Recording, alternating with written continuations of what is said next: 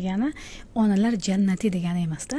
Bu yerda jumlani noto'g'ri talqin qilish bor va kim jannati hamda kim do'zaxga kirishini faqat Rob biladi. Biz hattoki bir insonni zino qilib turgan holatda ham bu do'zaxiy deyishga haqli emasmiz. Yoki ichib, yoki o'sha ateist bo'lgan holatda ham uni shu xudosiz deyishga haqli emasmiz. Zotan bir vaqtga bu tavba qilganda Allohning fazli keng, marhamati keng, bir deganda u jannatga kirishi va ertaga biz o'sha gapirgan gapimiz uchun qiyomatda uni oldida javob berishimiz mumkin.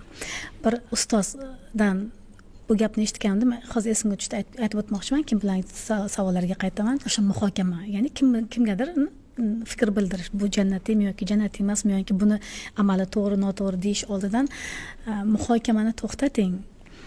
Bilasizmi qanaqa deb tushuntirildi bizga? Menga juda qattiq ta'sir qildi. Zotan bu paytda muhokamani to'xtatgan inson edim. Baribir oldingi qilgan muhokamalarim uchun ham qattiq tavbaga o'tirdim. Biz kimnidir gapiramiz, g'iybat qilamiz, gapiramiz, xafa qilamiz va ko'p hollarda bilmaymiz. Masalan, bu qiz mendan xafa bo'lib qolgan bilmayman. Deylik, men bilan salomlashdilar, men eshitmay qoldimmi, mendan xafa bo'ldilar yoki qayerdadir xafa qilib qo'ydim. Lekin men buni bilmayman masalan, yoki bilaman. Va bu uchun kechirim so'ramaganman. Qarangki, qiyomatda shunaqa bir bizga obrazni tushuntirdilarki, qiyomatda deylik, sizni hamma amalingiz go'zal. Farzlaringizni bajargansiz, zakotlaringizni bergansiz, ehsonlaringiz go'zal, hammasi go'zal. Ya'ni bo'ldi. Bitta qadamdan keyin jannatga kirishingiz kerak. Jannatning eshigi siz uchun ochiq. Qanday go'zal holatda va shu yerda to'xta deylar ekan. To'xta deb turib qara. Qaraganingizda orqada uzun navbat turar ekan odamlar. Bular kimlar? Bular sendan so'raydigani haqqini olgani keldi. Qanday haq? Men bularni tanimayman. Tanimaysam, xo'p. Nima iddaoing bor bunga? Bu men bir paytlar g'iybat qilgandi. G'iybat qilganmiding? Ha, qilganman. Inkor yo'q, bilasiz. Inkor yo'q, hech qanday holatda inkor yo'q. Biz yozilgan bo'ldi. Har qanaqasiga inkor yo'q. Biz hozir insonlarni aldashimiz mumkin, lekin yo'q, inkor yo'q. Ha, g'iybat qilganman, xo'p. Seni g'iybat qilgani uchun bundan nima xohlaysan desa aytadi. Bu yaqin umraga borib kelgandi. Shu umraning savobini menga bersin. Bundan so'ramaydi, berasammi yo'q. Oldin ketding, rahmat ketdi. Keyingisi keladi. Nima bo'lgan? Men dilimni og'ritgan. Nima xohlaysan bundan? O'qigan namozlarimni xohlayman, savobini. Oldi ketdi. Keyingisi nima xohlaysan? Men ehsonlarimni xohlayman. Va shunday qilib, qarangki, bir baxt qo'yganda tugadi.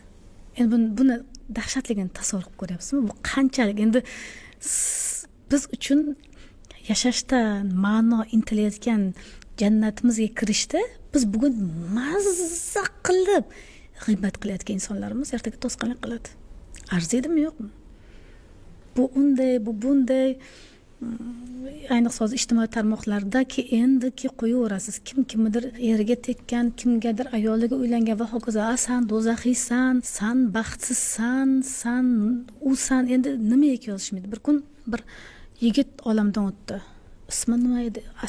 Asad Algomi, Asad degan, Alloh rahmatiga olgan bo'lsin. Xullas, men hali o'lgandan keyin tanidim. Juda shu bo'lib ketdi. Shu yigitning axloqi yomon bo'lgan ekan, vallohi Alloh bilguvchi. Va shu insonni qarangki, olamdan o'tdiki, orqasidan endi faqatgina yaxshi bo'ldi o'lgani, jahannamga kuyasan, jahannamga ketdi. Butun kommentariya faqat shu.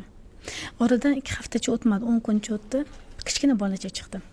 Sochi yo'q kal bolacha chiqdi, yig'lab chiqdi. Kimsan sen desa, men Asad akam ukasiman. Qandosh ukasimisan desa, yo'q debdi. U oqqon bo'lgan kasal ekan. Shu yigit har doim shunga topgan pulini borib dorilarni olib berar ekan. Lekin ijtimoiy tarmoq bilmaydi. Va bunga o'xshagan qancha bolalarga u yordam bergan ekan. Ana endi o'sha gapirganlar ertaga nima deb javob beradi? U javobi 100% tayin. Biz uni tashqi axloqini ko'rdik.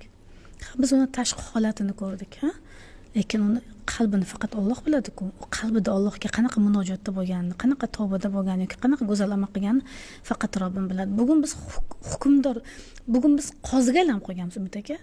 Qozimiz, vaziyatga darrov qozilik qilamiz. U unday, bu bunday, bu erdan ajab bo'pti, o'zim bunaqa edi. Buni tagida nima bor hali bilmaymiz-ku. Kim shunaqa fikr bildiradi? Kim butun e'tiborni shunday narsalarga qaratadi? Chuqur baxtsiz odam. Chuqur o'zidan minnatdor bo'lmagan odam butun e'tiborni boshqalarga qaratadi. Shoning kommentariyaga negativ yozdimi? Biling, u siz haqingizda yozmadi. U o'zini yozdi. U o'zidagi illatni sizda ko'rdi va shuning uchun ham bu narsani yozdi. Bu yerdagi bu kimgadir fikr bildirish, kimnidir yomon deyish, yaxshi deyish bizga emasda. Biz o'zimizni isloh qilishimiz kerak bo'lgan qancha illatlarimiz bor. Shuni o'ziga butun umrimiz ketadi-ku. Shuning uchun endi hozir bularni savoliga keladigan bo'lsak, haqiqatdan